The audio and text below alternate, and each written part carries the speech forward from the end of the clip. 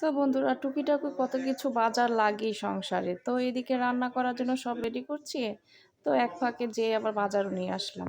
তো তারপর বন্ধুরা, কৃষকের চাল নিয়ে এসেছি, দরকার ছিল, শেষ হয়ে গেছে আগের স্টক। নিয়ে এসেছি শসা, টমেটো, তান্দুরি চিকেনের মশলা, কুরমার চিকেনের মশলা, টেস্টিং সল্ট, ধনেপাতা, নিত্য প্রয়োজনীয় সল্ট, টক দই, সোডা, কোক নিয়ে এসেছি। আর একটা কাচের সেটের গ্লাস নিয়ে এসেছি, ভালো লেগেছিল। বন্ধুরা, কাচের একটা নতুন সেট কিনে নিয়ে এসেছি, দেখো তো কেমন হয়েছে। তো বন্ধুরা, কাচের যে সেটটা নিয়ে এসেছি গ্লাসে, তো ভাবলাম দেখো কেমন হয়েছে। সো তারপর বন্ধুরা, গোশটাকে ভালোভাবে ধুয়ে ঝরিয়ে নিয়েছিলাম। তো আমি কাটা মশলা রান্না করব, সেজন্য আমি নিয়ে নিয়েছি টক দই, শুকনা মরিচ, পেঁয়াজ ব্লান করে নিয়েছি, আদা রসুন পেস্ট নিয়েছি, পরিমাণ মতো স্বাদ অনুযায়ী লবণ দিয়েছি। এখন ভালোভাবে তেল দিয়ে নাড়াচাড়া করে রান্নাটা করিয়ে নিব।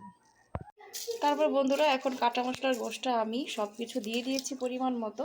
সো আমি সিনার গোশ সাথে রানের গোশ মিক্স করে নিয়েছি। এখন ভালোভাবে নাড়াচাড়া করে, একদম ভালোভাবে নাড়াচাড়া করে নিতে হবে। সো তারপর পরিমাণ মতো পানি দিয়ে আমি ঢাকাটি লাগিয়ে দিব।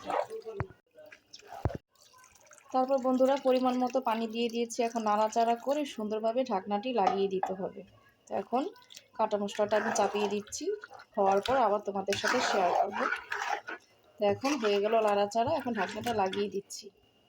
তারপর বন্ধুরা, এখন ঢাকনাটা আমি লাগিয়ে দিচ্ছি। এখন সুন্দরভাবে বলক আসলে আবার ঢাকনাটা খুলে নাড়াচাড়া করব। বন্ধুরা, এদিকে আমি একটু হাঁটিয়ালা ঝালগোশ নিয়েছি, ঝালগোশ করার জন্য কষা কষা করে।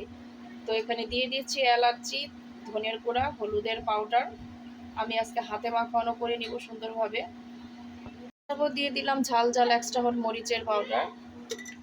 বন্ধুরা, সর্ষে বাটা দিয়ে, পাঁচফোড়ন দিয়ে, কাঁচামরিচ, রসুন দিয়ে একটা আচার করেছি, তোমাদের সাথে শেয়ার করলাম। বলবে অবশ্যই কমেন্টে কেমন হয়েছে। বন্ধুরা, পরিমাণ মতো তেল দিয়ে দিলাম। এখানে অফ ক্যামেরায় আমি আরও জিরা, ধনে সব কিছুর পাউডার দিয়ে দিয়েছি। এখন হাতে ভালোভাবে মাখিয়ে নিব।